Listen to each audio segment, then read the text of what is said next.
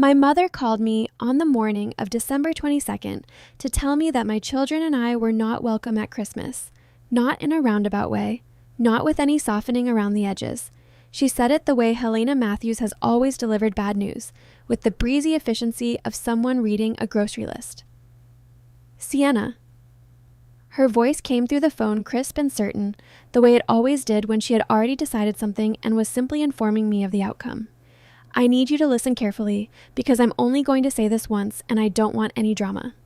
I was standing at the kitchen island of my penthouse apartment, one hand wrapped around a mug of black coffee, the other pressing flat against the cold white marble of the counter. Outside the floor-to-ceiling windows, the city was just beginning to wake up. Gray light spreading thin across the skyline, the first hints of sunrise catching on the glass of 100 buildings below me. I'm listening, I said. You and the children won't be joining us in Aspen this year. I set my coffee mug down. Mom, it's December 22nd. I know what day it is. A pause, the faint sound of her moving through a room, heels against hardwood. Your sister is bringing Colton. You know who Colton is. I did know who Colton was.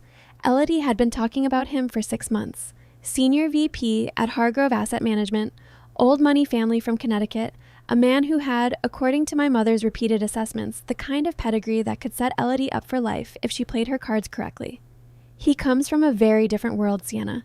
He's used to a certain caliber of environment, a certain standard, and I don't meet that standard. Don't put words in my mouth. She exhaled the way she always did when she thought I was being deliberately obtuse. You have 2 small children. Leo is 6, Maya is 4. You know how they are at this age. They're loud and they spill things and they run into rooms and knock things over, and I simply cannot have that energy in the house when we're trying to make a particular impression. I didn't say anything. I looked out at the city below me and I waited. And frankly, she continued, because Helena Matthews always had and frankly. Your whole situation isn't exactly the image we need to be projecting right now. You're a single mother, Sienna, and I know that's not your fault, but it is what it is. Colton's family is very traditional. He doesn't need to be sitting across from someone who's, she searched briefly for the word, struggling. I see. I knew you'd understand. You've always been the sensible one. This was her highest compliment, delivered with the warmth of a weather report. Stay home, enjoy the holiday with the kids, order something nice. We'll call after New Year's when things settle down. Of course, I said. I hope you all have exactly the Christmas you deserve. There was a small beat of silence. Something in my tone she almost caught, almost registered. But Helena Matthews has never been terribly interested in the subtext of other people's emotions, particularly mine. Thank you, Sienna. Goodbye. The line went dead. I stood there for a moment with the phone in my hand and the city spread out beneath me, and I felt the familiar weight of it, that specific, hollowing sensation I had learned to live with over 36 years of being the wrong daughter, the inconvenient one, the one who required too much accommodation, took up too much space, failed to reflect the family back at itself in the way it wanted to be seen. My name is Sienna Matthews. If you're listening from somewhere far away, drop your city in the comments so I can see how far this has traveled. And please, stay with me until the end. The phone rang again before I even set it down. The name on the screen, Ethan Brooks, Meridian HQ. I tapped the screen and pressed it to my ear. Good morning, Ethan. Morning, Madam Founder. His voice was professional and clipped, the way it always was before 8 a.m. I could hear the hum of the office behind him, the low murmur of a building already in motion. I have updates on 3 fronts. Do you want them in order of urgency or in order of how much you're going to enjoy them? Despite everything, I smiled. Enjoyment. Excellent choice. I heard the click of a keyboard. The Hargrove acquisition closed at 9:02 this morning. All 31 board members have been formally notified. Legal has the restructuring documents drafted and ready for your review on January 2nd. The Hargrove executive team has been, and I'm quoting from the internal memo here, requesting an emergency meeting at the earliest possible opportunity. Hargrove Asset Management, one of the oldest mid-sized investment firms in the Northeast. the kind of company that traded on the weight of its name and the length of its history and had grown comfortable enough in that comfort to miss 3 consecutive quarters of positioning moves that my team had been watching for 2 years. We had moved through a shell company called Blackridge Holdings, kept the whole thing clean and quiet, and finalized the purchase in the pre-dawn hours of December 24th. Tell them January 2nd, I said. They can spend the holidays thinking about it. Already drafted the response. Second front. Your Gulfstream is fueled and ready at Westfield Private Terminal. Wheels up at 2 p.m. Claire has both kids packed and ready.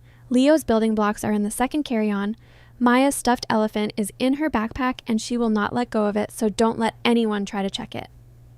I laughed quietly. Understood. And third, the Aspen estate has been fully prepared. The house manager confirmed this morning that the Christmas trees are decorated to your specifications, the kitchen is stocked, and Chef Renata arrived last night. She's already made Leo's favorite soup. I walked from the kitchen island toward the windows and stood looking out at the city, at the grid of streets and rooftops going on in every direction. Somewhere beneath all of it were people scrambling through the last days before Christmas, buying things, wrapping things, making reservations, sending messages they'd been putting off sending. My mother was probably somewhere in Boston right now, packing for Aspen with one eye on her checklist and the other on how everything would look. I looked down at my right hand. On my ring finger, not the left, never the left again, sat a piece of jewelry I wore every single day without exception. A signet ring in white gold, custom made, the face engraved with the crest of Meridian Capital Group. A stylized compass rose bisected by a single vertical line, clean and exact. There were only 3 rings like this in the world. I wore one. My general counsel wore one. The third sat in a lockbox in my office. It was not a piece of jewelry that appeared in any photograph or any profile or any mention of me in any publication, because there were no photographs or profiles or mentions of me in any publication. That was a choice I had made deliberately and maintained carefully for 10 years. Ethan, I said. Yes, Madam Founder? Take the rest of the week off. You've earned it. A pause. Then, warmly. Merry Christmas, Sienna. Merry Christmas. I ended the call and stood for a moment longer at the window. Then I turned away from the city and walked down the hall toward the sound of my children. The playroom at the far end of the apartment faced east, and in the mornings it filled with light in a way that always stopped me in the doorway for a second before I went in. Not because it was particularly beautiful, though it was, but because of what was in it. Leo was on the floor with his wooden blocks, constructing something elaborate and vertical that he had been working on in one form or another for the better part of a week. He had a habit of describing his buildings to himself as he built them. A running commentary delivered in the serious, informative tone of a documentary narrator. And this is the main support structure, he was saying to no one in particular, placing a long, flat piece across 2 towers with great precision. Without this piece, the whole thing falls down. That's why you have to be very careful. Maya was in the corner armchair with her stuffed elephant, a gray, floppy-eared creature she had named Peanut despite the fact that Peanut was approximately the size of a throw pillow, conducting what appeared to be a very important meeting. She was speaking in the low, confidential tone she used for serious business. Claire, the children's nanny, was sorting through a basket of art supplies at the craft table, glancing up at both of them with the easy attentiveness of someone who had learned to keep watch without hovering. Hey, you two. Leo looked up. Mom, come see. I made the central atrium. That's incredible. I crouched down beside him, genuinely looking. How did you get this part to balance? Weight distribution. He said it with complete confidence.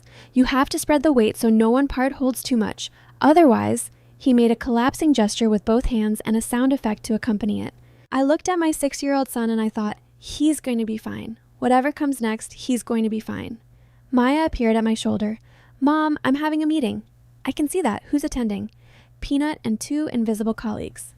Very important. Very. She nodded gravely. I put one hand on each of their heads for a moment, just a second, just the warmth of them, and then I looked up at Claire. We're leaving at 12:30 for the airport. Can you have the winter gear packed by noon? Already started, Claire said. I found Maya's snow boots under the bed. There was a spider near them, Maya said, not looking up from her meeting. I relocated it. Good decision. I stood up. Leo, we're going to Aspen tonight. He looked up from his construction, and the expression on his face, pure, uncomplicated joy, the kind adults have to work hard to remember, hit me somewhere in the chest the way it always did. The snow house? The snow house. He set down his block very carefully, as though not wanting to disturb the universe while processing this information. Then he looked at me with his father's eyes, dark brown, careful, precise, and said, "Is anyone else coming?" The question landed gently, but it landed. "No," I said, "just us." He seemed to consider this for a moment. "That's okay," he said finally. "That's actually better." Kids know more than we give them credit for. We boarded at 2 in the afternoon, and by 2:15 the city had dropped away beneath us and there was nothing out the oval window but pale winter sky. Leo was at the window seat with his nose pressed against the glass, narrating the cloud formations to Maya, who had fallen asleep against his shoulder 20 minutes into the flight with Peanut tucked under her arm. I opened my laptop. There were 47 unread emails. I worked through them methodically, approving the restructuring outline for Hargrove, signing off on a commercial property transfer in Denver, reviewing the Q1 projections for a residential development in Charleston. Work that most people would have set aside for the holiday.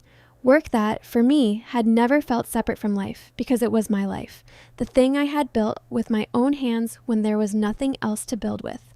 10 years ago, I had walked into a meeting with my father with a business plan in a manila folder and a loan application that needed one signature. One. A co-signer on a modest startup loan. I had the collateral, the plan, the projections. I just needed someone to stand behind me.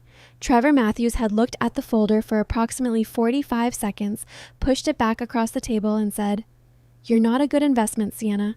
You have 2 kids under 5 and no business track record. I'm not putting my name on this." The following day, he had liquidated a portion of his retirement account to put a down payment on a Porsche for Elodie's 22nd birthday.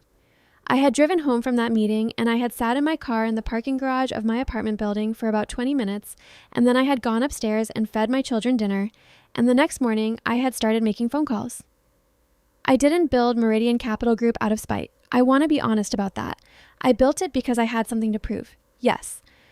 But more than that, I built it because I looked at my children and I understood with absolute clarity that no one else was going to build it for me. 80-hour weeks. Office space in a converted warehouse. A team of 3 people who believed in the plan when the plan was still mostly just a plan.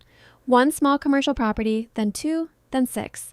A private equity arm, a residential development division. Partnerships I cultivated carefully over years and executed without error.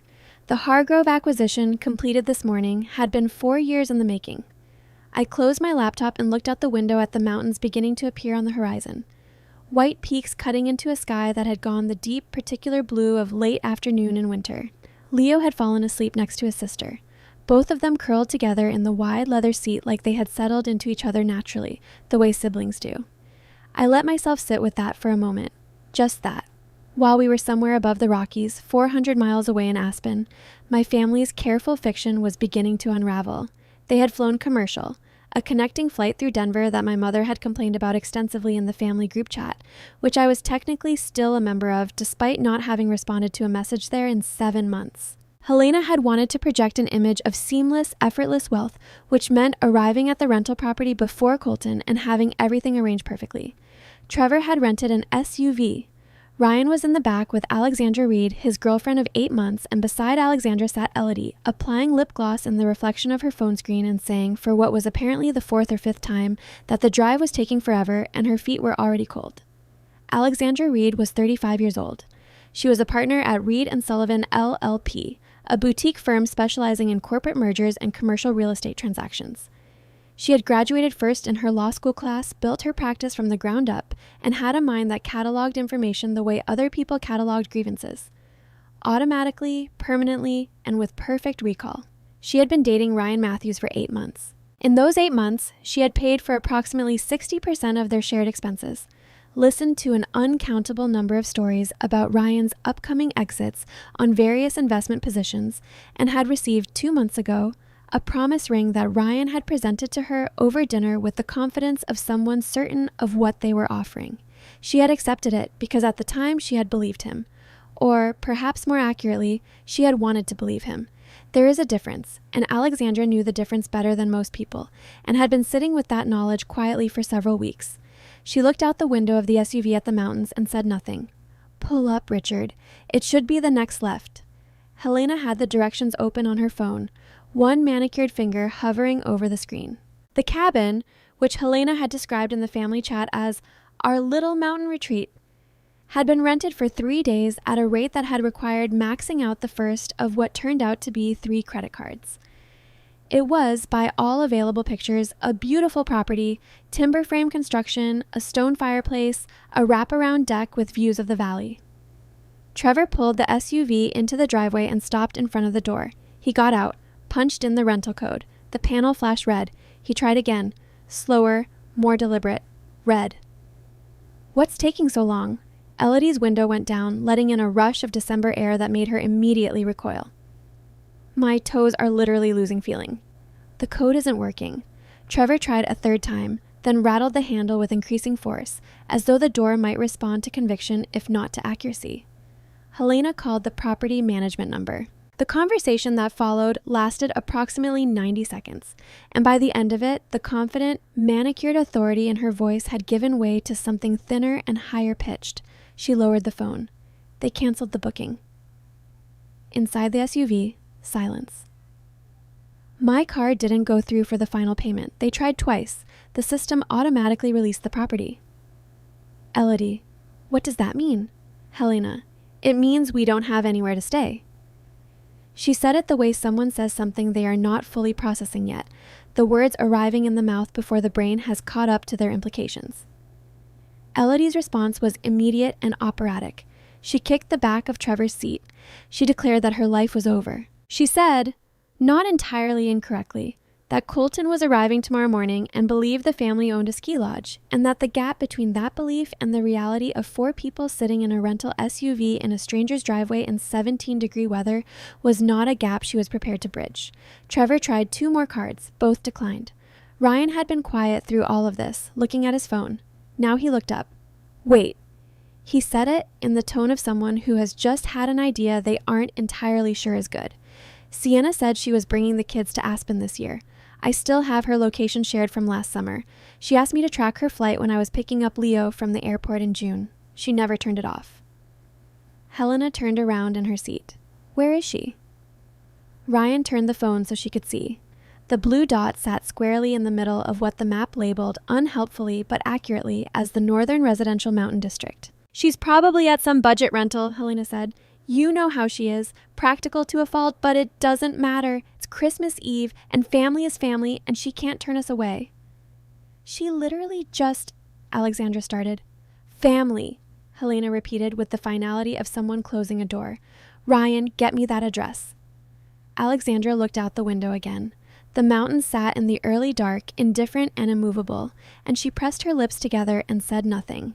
The drive took 20 minutes up a winding road that climbed steadily away from the town center, away from the ski lodges and the holiday storefronts and the restaurants with their warm yellow windows, up into a part of Aspen where the properties sat far back from the road behind gates and tree lines and the particular kind of quiet that wealth buys when it has enough of it.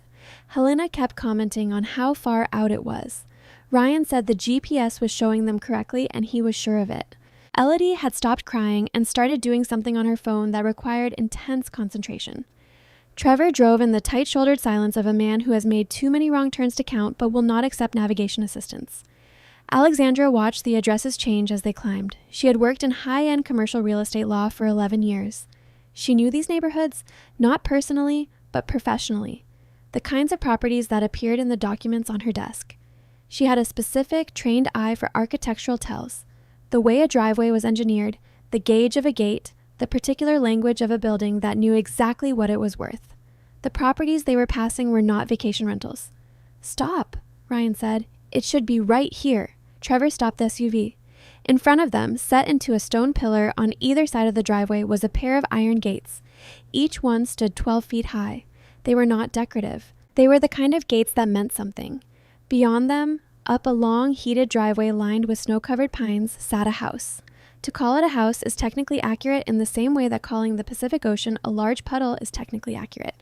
It was constructed from custom-cut granite and steel and floor-to-ceiling panels of glass that caught the last of the fading winter light. It sat on what was clearly a significant acreage of mountain property, lit from within by the warm, amber glow of a building that was very much alive and occupied. A stone chimney breathed white smoke into the dark blue sky. Nobody spoke. Then Helena said slowly, "That can't be right." "That's the exact coordinate," Ryan said. "She's house-sitting," Elodie said after a pause. "She must be house-sitting for some corporate person. You know how she networks. She probably offered to watch the place over the holidays in exchange for using it. She does things like that." And she said things like that the way you'd say, "She rescues stray cats," with a certain resigned affection for the harmless eccentricities of the less sophisticated. Before anyone could respond, something happened. A small camera mounted on the right-hand pillar rotated, slowly, precisely, until its lens was aimed directly at their license plate. 3 seconds passed. Then, with a low mechanical sound that carried clearly through the cold night air, the iron gates began to swing open. Alexandra stared at them.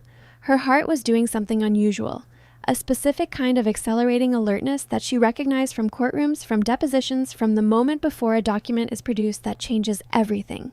She looked at the gates. She looked at the driveway. She looked at the crest carved into the right-hand stone pillar. A stylized compass rose bisected by a clean vertical line, 2 initials below it in an elegant serif font. MC. She had seen that crest before. She couldn't place it yet, couldn't pin down the context, but she had seen it, and the certainty of that recognition hummed through her with a frequency she trusted completely. "Drive in," Helena said. Trevor drove in. The driveway curved up through the pines, and the house expanded as they approached it, revealing itself in stages the way significant things do. A 3-car garage to the left, its doors closed. A garden under snow to the right, the outlines of careful landscaping visible beneath the white. Exterior lighting positioned to illuminate without exposing. And at the top of the drive, parked in front of the grand entrance, a single vehicle. A black armored SUV, understated and expensive, the kind of car that doesn't need to announce itself. Trevor parked behind it, cut the engine. For a moment, nobody moved. The silence outside was absolute, just wind through the pines and the faint pop of the cooling engine. Then the front door opened. She stood in the doorway with a ceramic mug of something warm in both hands, wearing a cashmere lounge set the color of cream, her dark hair pulled back simply. She looked out at them with an expression that gave away nothing at all. Elodie scrambled out of the car first, moving toward the door with the forward momentum of someone who has already decided how this conversation goes.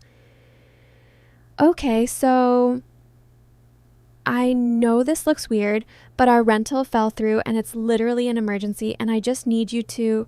She stopped, because the woman in the doorway had not moved, had not shifted her weight or adjusted her expression or shown any sign of the flustered surprise that Elodie had been expecting and, in some calcified part of her thinking, had been counting on.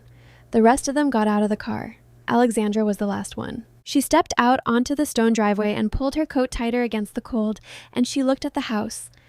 Really looked at it, and her eyes moved from the roofline to the stonework to the pillar by the front steps and the smaller version of the crest inlaid there, and then to the woman in the doorway. Something inside Alexandra went very quiet and very precise. She looked at the mug in the woman's hands, at the ring on her right hand. White gold, a crest face, a compass rose. MC. The same letters, the same design. She had processed a commercial trust registration 2 years ago. A blind trust. The kind of entity structure used specifically to keep a beneficial owner's name out of public records. The trust had been registered under the name of Meridian Capital Group. She had signed the paperwork, filed it, and moved on. She had never met the person behind it, until tonight. Alexandra Reed stood in the cold on the driveway of an 8-figure estate on Billionaires Row in Aspen, and she looked at Sienna Matthews, who was looking back at her with the calm, unhurried patience of someone who has been waiting a very long time for the right moment, and she understood, with the sudden completeness of a key turning in a lock, exactly where she was. She understood who owned this house. She understood who her boyfriend's sister was. And in the cold, clear air of that December evening, with her breath misting in front of her and the iron gates closing slowly at the bottom of the drive, Alexandra Reed made a decision so swift and so certain that it barely felt like a decision at all. She was going to stay and watch every single thing that happened next. The silence that followed my sitting down at the head of that table was the kind that has texture to it. dense and pressurized the way air gets before a storm breaks. Helena was the first to attempt speech. She had spent 58 years being the most powerful person in every room she occupied, and old habits are not surrendered without a fight. Sienna. Her voice had the particular quality of someone trying to locate their authority and finding it missing. I think we should all take a breath before anyone says anything. Trevor. I looked at my father. What did you say to me the morning I came to ask you to co-sign my startup loan? He blinked. That was a long time ago. What did you say? The table was very quiet. Trevor looked down at the tablecloth. He was a big man who had always used his size the way he used his voice, to take up more space than he strictly needed, to make rooms feel smaller, to remind people that he was present. He looked right now unexpectedly compact. I said it wasn't a good investment, he said. You said I wasn't a good investment. I kept my voice level. You had the loan documents in your hand for less than a minute. You pushed them back across the table and you told me I had no track record, no collateral worth considering, and that a single mother of 2 small children was not someone a serious person put their name behind. I paused. The next morning, you liquidated $22,000 from your retirement account to put a deposit on a Porsche for Elodie's birthday. Elodie said nothing. She was looking at the table. I'm not telling you this to punish you, I said. I'm telling you because my mother called me 3 days ago and told me that my children were a liability to her aesthetic, and I have been the liability in this family for 36 years, and I want you to understand clearly, completely, and finally what the liability has been building. Helena's mouth opened. I'm not finished, I said. Her mouth closed. Meridian Capital Group manages a portfolio of commercial and residential properties in 14 states. We have a private equity arm with 11 active positions. We completed our 15th acquisition this morning. I was not saying this to impress them. I was saying it because they had been allowed for too long to hold a picture of me in their minds that I had never corrected, and that picture had become the permission slip for everything that had happened tonight. I started with one property, a single commercial unit in a converted warehouse district, purchased with a bank loan I qualified for on my own, 9 months after you told me I wasn't worth signing for. Trevor was looking at me now, not with the expression he used when he wanted to appear commanding, with the expression of a man doing an arithmetic problem whose answer keeps coming out wrong. The house you're sitting in, I continued, is registered to a blind trust under the Meridian entity structure. I purchased it 3 years ago. It is worth, at current market valuation, $9 million. I let that sit for exactly 1 second. My mother told my children they were not welcome at Christmas because they would ruin the image she needed to present in this house, the house she was going to present as hers. I looked at Helena. I want you to understand what you said to me, and I want you to understand it in full. Helena's composure was working very hard. I could see the effort of it, the slight tension in her jaw, the way her hands were pressed flat on the table as though the pressure might anchor her. You have to understand, she said carefully, that we had no idea. I know you didn't. I said it without resentment because there wasn't any. What I felt was something cleaner than resentment. That's part of what I want you to understand tonight. You made every decision you made. About me, about my children, about who deserved what in this family, based on a story you told yourselves. And the story was wrong. The fire moved. The chandelier light fell across the table in its warm, indiscriminate way, touching everyone equally. Ryan had been very still through all of this. He was sitting with his forearms on the table and his eyes down, in the posture of someone enduring something they knew they deserved. Alexandra was watching him. It was Trevor who broke first, not Helena, which surprised me. I had always thought Helena would be the one to push back the hardest, to find some angle of counterattack that let her reframe the evening in her favor. But Trevor broke first, and he broke in the specific way of a man whose self-image has been load-bearing for decades and has just had the foundation pulled from beneath it. You built all of this yourself. He said it quietly, not as a question, as someone reading the words on a page and hearing them for the first time. Yes. Without anyone in this family, I said. There were other people, colleagues, 2 partners who believed in the plan early, an analyst named Patricia who worked nights for 18 months at half market salary because she believed we were building something real. I paused.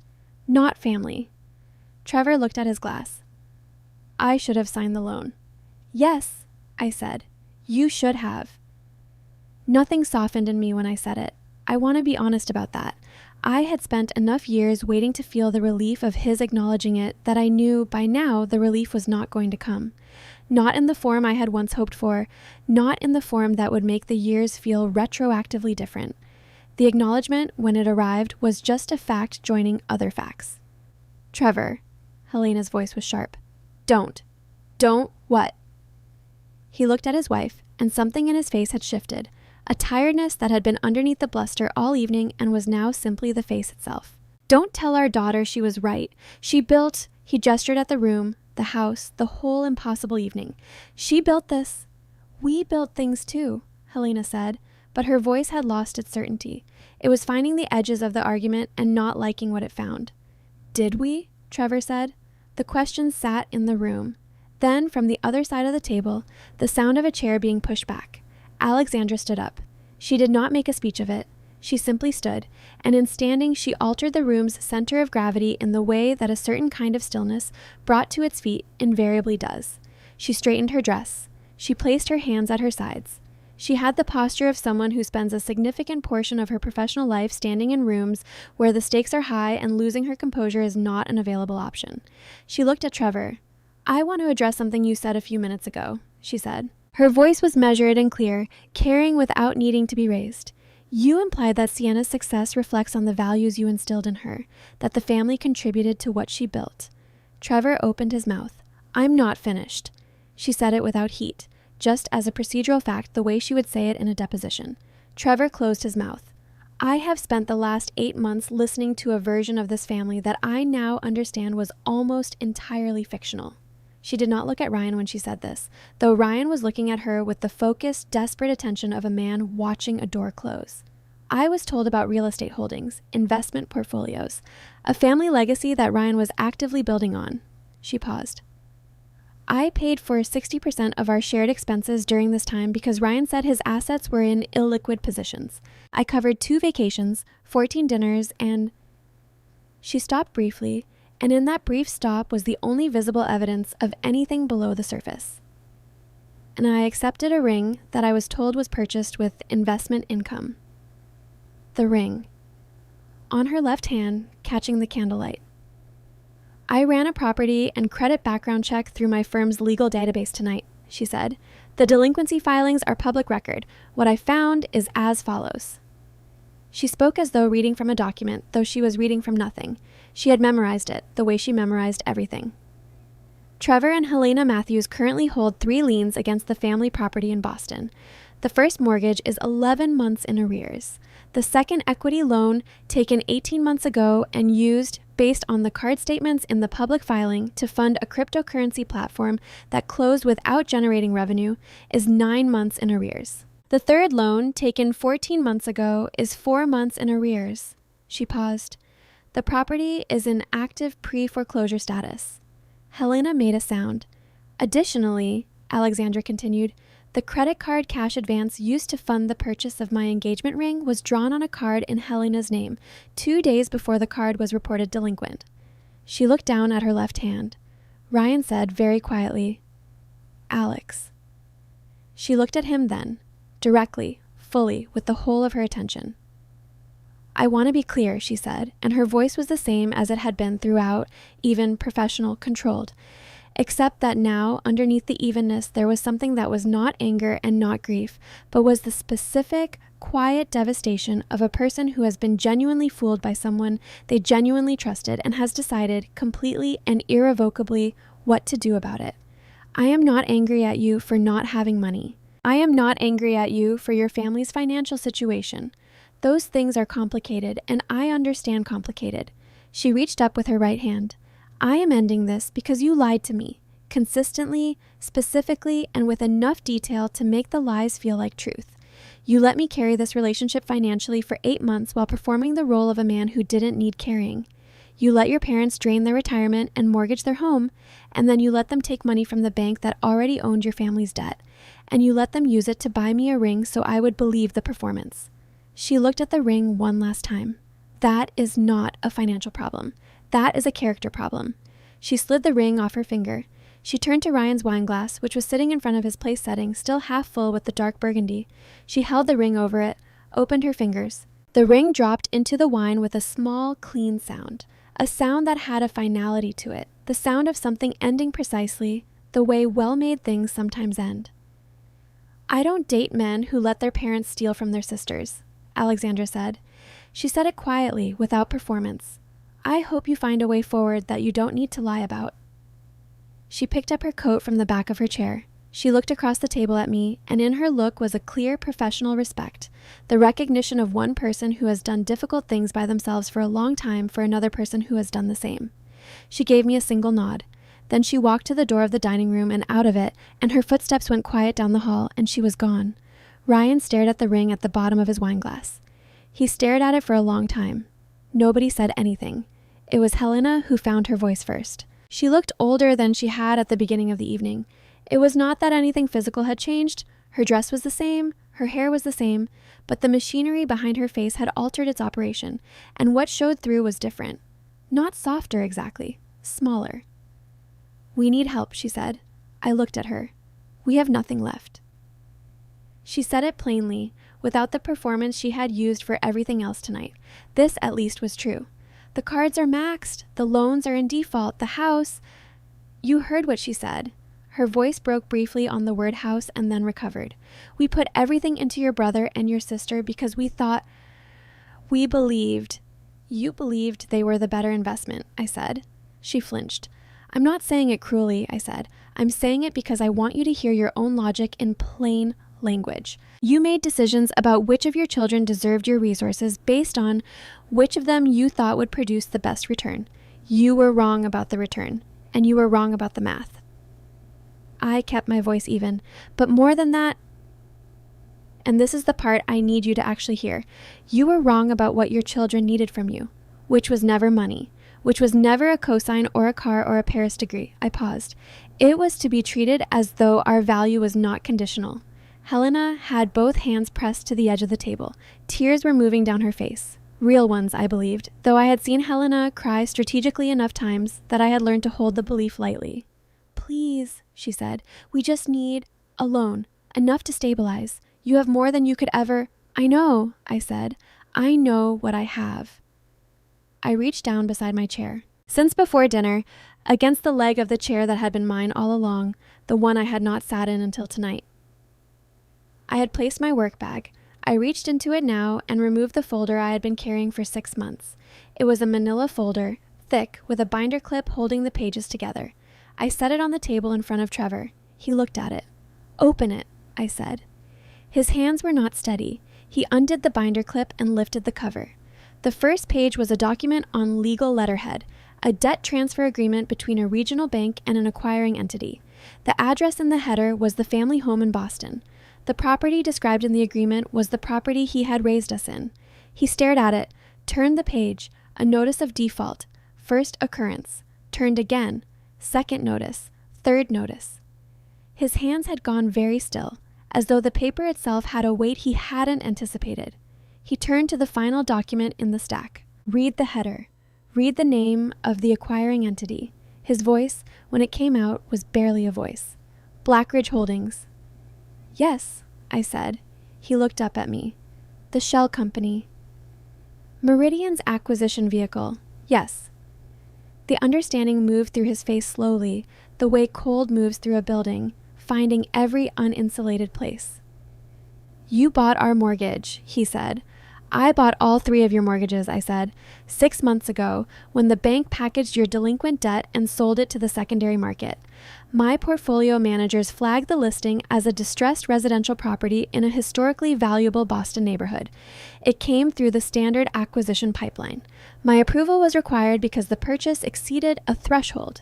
When I saw the address, I signed off and I waited. Waited for what? Trevor's voice had lost everything that had been in it at the beginning of the evening. The booming confidence, the practiced authority, the performance of a man who knew how rooms worked. What was left was just the voice. "For this," I said. "For a moment to have this conversation. I had planned to come to Boston in January, to sit down with you and talk through what the documents meant and what I intended to do and give you a chance to hear it from me directly, without an audience, without Elodie's performance or Ryan's evasions. I paused. You came to me first. Helena had her face in her hands. The foreclosure filing, I said. My legal team has the paperwork drafted. It has been drafted for 3 weeks. I have not filed it. Trevor looked up. I haven't filed it, I said again, because filing it was never the goal. And I looked at him, at both of them, steadily and without malice, because malice had stopped being a part of this somewhere between taking off the apron and sitting down at the head of this table. The goal was to stop being the person this family called when they needed something and forgot when they didn't, to stop being the one who absorbs the cost of everyone else's choices with no acknowledgement and no accounting. I let that settle. The mortgage is leverage, yes, but I'm not telling you this because I want to watch you suffer. I'm telling you because I want you to understand, in concrete terms that cannot be reframed or diminished, that the daughter you discarded built the institution that now holds the deed to your home. I want that to be a fact, you know.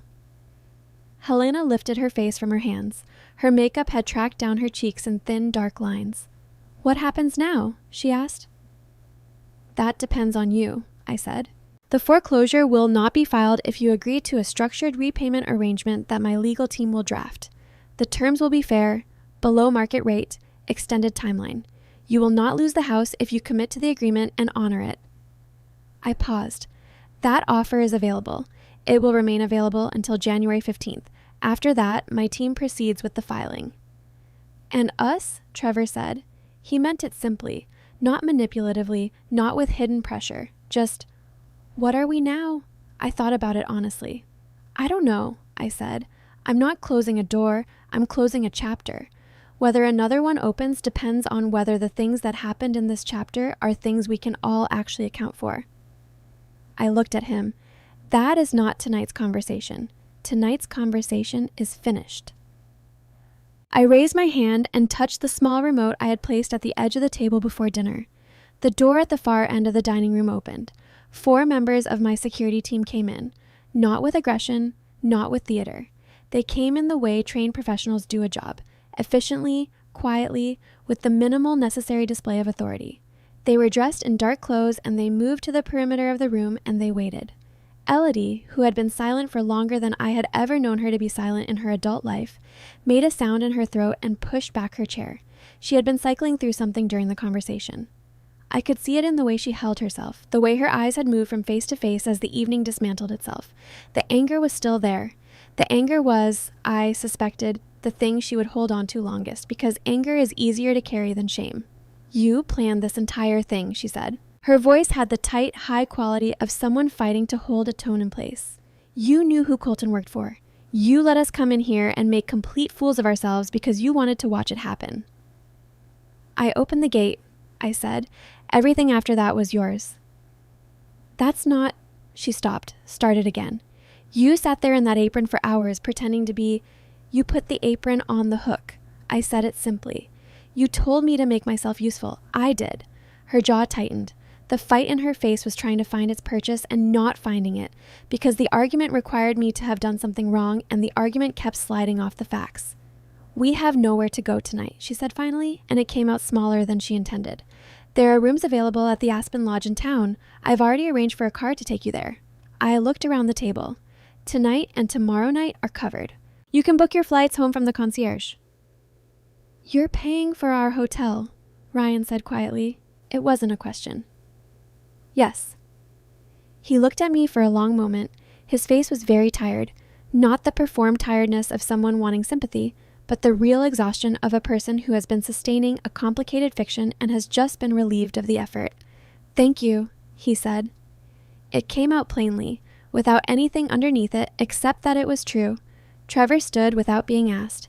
He smoothed the front of his jacket, a gesture so automatic it seemed almost involuntary. The muscle memory of a man who had always believed the jacket mattered, and he picked up the folder from the table and he looked at it for a moment and then he set it back down. I'll call the lawyer in January, he said, about the repayment. His name is on the last page, I said. He nodded. He didn't look at me again. He walked to the door, and one of the security team moved quietly beside him, and they went down the hall. Helena stood. She looked across the table at me with an expression I didn't have a name for. It was several things at once, and some of them were things I had never seen on her face before, and I could not in good conscience tell you how much of it was real and how much was the last available performance of a woman whose audience had finally learned to look past the performance. She reached across the table as though she might touch my hand. I didn't move my hand. "Leo and Maya," she said. "I have Christmas presents for them, in the bag." I looked at her. "I bought them before," she stopped. "I want them to have them." "You can leave them with the car service," I said. "Claire will make sure they have them in the morning."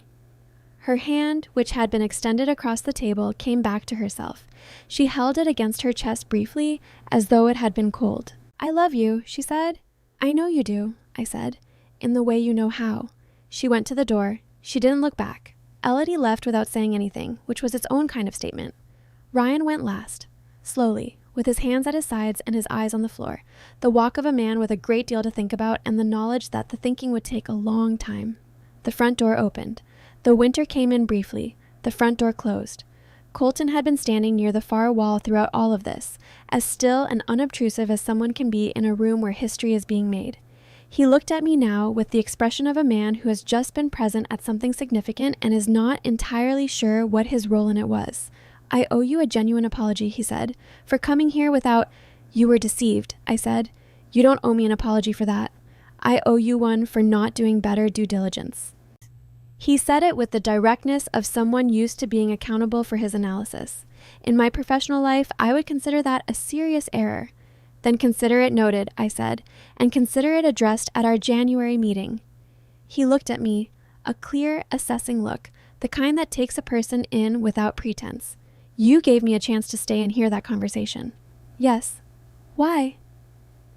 I thought about it. "Because I thought it might be useful for you to see how this family operates," I said.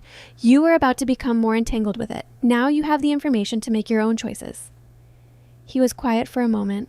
Then he said simply, "Thank you." "Merry Christmas, Colton."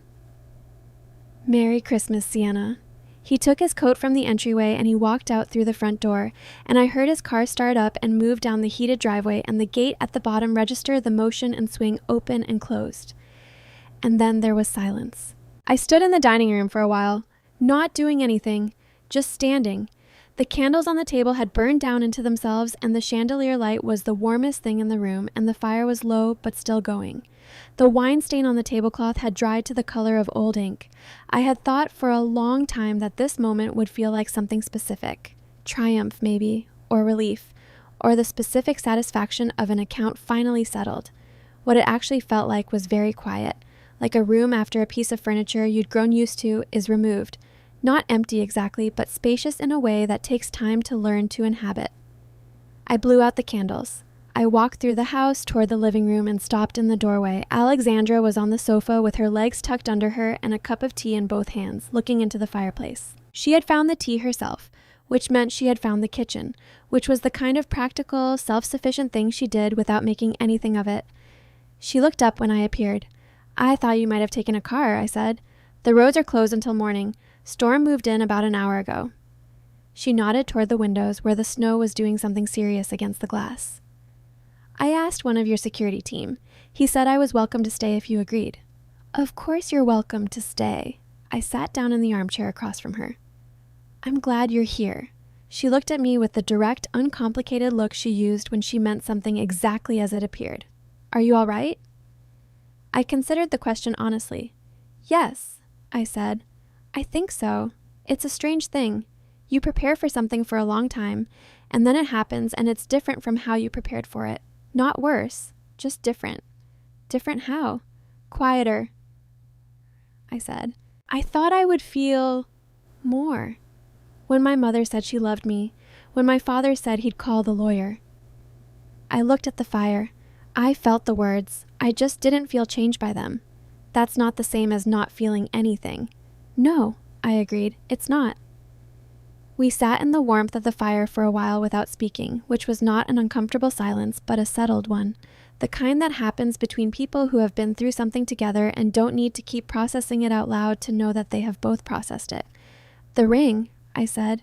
I'm sorry about that. She shook her head slightly. Don't be. I'd been knowing for 2 months. I needed the documentation. She looked into her tea. That's probably a depressing thing to say about the end of a relationship. It's an honest thing to say. It is. A pause. I think I loved who I thought he was. That person would have been worth it. She was quiet for a moment. He might still become that person someday, if he does enough thinking. He might, I said, but not for me to wait for. No? She nodded as though that were a question she'd been carrying all evening and had just now set down. From the top of the stairs, the sound of small, rapid footsteps. I stood up. Leo appeared at the top of the staircase in his Christmas pajamas, red and green plaid, slightly too big at the wrists, blinking against the light and holding the banister with one hand. Mom. He said it with the precise urgency of very small children who have something important to report.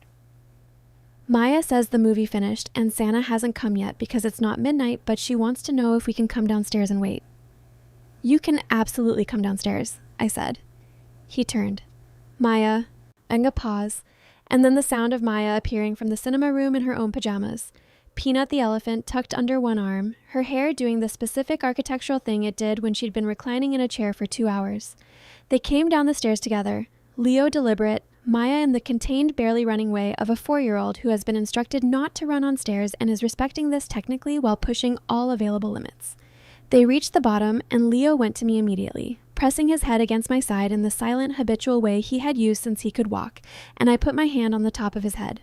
Maya noticed Alexandra and regarded her with the frank assessment of someone who has not yet learned to pretend evaluation is not happening. You're the lady from before, Maya said. I am, Alexandra said. Are you staying? Tonight, yes. Maya considered this. Peanut says that's fine, she said, and climbed up onto the sofa beside Alexandra with the complete unself-consciousness of a 4-year-old who has decided, in the total and immediate way of small children, that someone is acceptable. Alexandra looked at the elephant, then at Maya, then at me, with a slightly wide-eyed look that was the closest I had seen her come to being undone all evening. I smiled at her. I built the fire back up and got the Christmas blankets from the closet off the hall, the good ones, the ones Claire put away in October and brought out only now. And I made cocoa for everyone, 4 mugs with the marshmallows Leo had been requesting since we landed. I turned off the overhead lights so the only illumination was the fire and the Christmas tree in the corner, which was lit with warm white bulbs and decorated exactly as I had specified, in the colors of cream and gold. Leo arranged himself between me and the armrest with his cocoa balanced very carefully on his knee, watching the tree with the serious, evaluating attention he gave to most beautiful things. Maya had inserted herself under Alexandra's arm at some point, without anyone marking the transition, and Alexandra was sitting with what appeared to be genuine stillness. Not the controlled stillness of a lawyer, but the simple, unperforming stillness of a person who is exactly where she is. Outside, the snow moved against the glass in long, sweeping curtains, and the world outside was completely white and completely quiet. And inside, the fire made its sound, and the tree made its light, and my children were warm. I sat with my cocoa and I looked at the room. I thought about the girl who had driven home from her father's rejection and sat in a parking garage for 20 minutes before going upstairs to feed her children. I thought about the nights she had worked past midnight in an office that smelled like takeout and industrial cleaning solution, the stack of files on her left and the cold coffee on her right, building the architecture of something that did not yet exist. I thought about all the years she had kept her name off the press releases and her face out of the photographs, not because she was ashamed, but because she had learned, early and clearly, that the work was the thing, that the work existed independent of anyone's acknowledgement of it, and that building quietly meant building without anyone else's permission. I thought about my mother on the phone 3 days ago. Your whole situation isn't exactly the image we need, and I thought the image was never the point. The image was what you had when you didn't have the thing itself. I had the thing itself. Mom, Leo said without looking away from the tree. Yes. Is tomorrow Christmas? When you wake up? Yes. He thought about this. Will we build a snowman?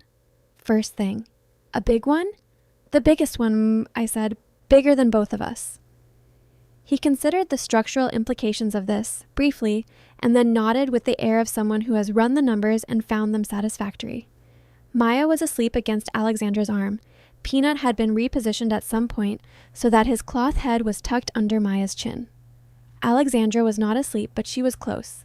Her breathing had slowed, and her eyes had half closed, and she had the quality of someone letting themselves rest in a way they hadn't in a while.